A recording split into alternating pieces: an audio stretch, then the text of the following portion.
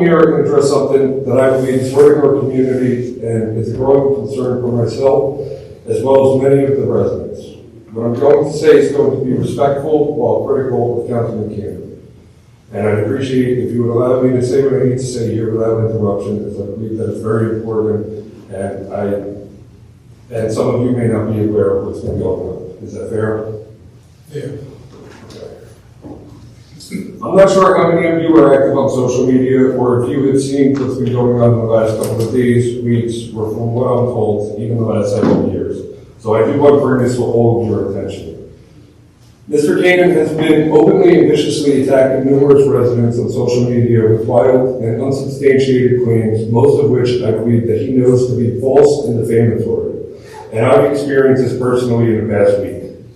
Over the weekend, I was the target of a public attack by Councilman Cannon, who accused me and my group, the Center Street Development Opposition, which you guys might remember, had thanked me for, of things such as selling people's private information and stealing donation money.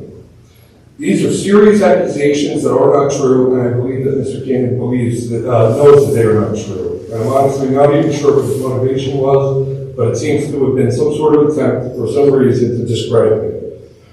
I also want to point out that some of the language that Mr. Cannon had used in emails to residents before the no vote was the exact language that could expose the township to a lawsuit. And Mr. Mayor, know that we had discussed this, and I'm thankful that it was corrected before public statements went out. But with the township nearly $40 million in debt, I find it highly negligent and irresponsible, especially from an experienced attorney, to repeatedly open the township to the financial risk of litigation at least twice in the last 6 months.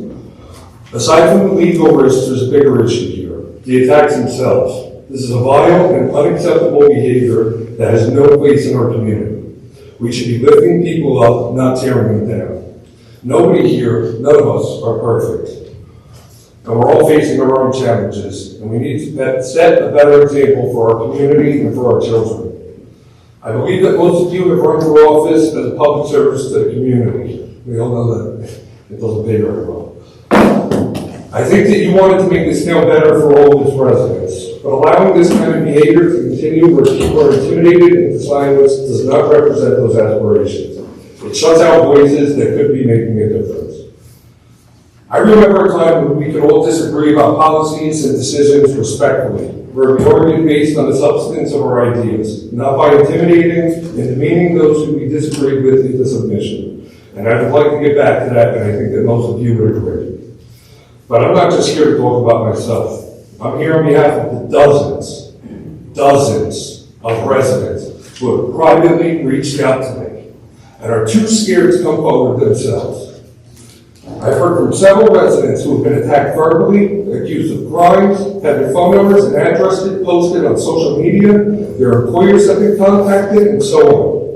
And many of these residents have expressed to me the desire to be more involved in the community, to come to more town meetings, to bring up community concerns, and have even considered running for office or applying for jobs within the township. But they're afraid. They're afraid of the kind of retribution that we've been seeing.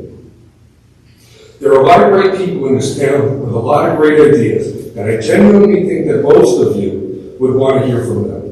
But those voices are being silenced by the fear and retribution created by one man that sits up there with you today. So here's what I'm asking.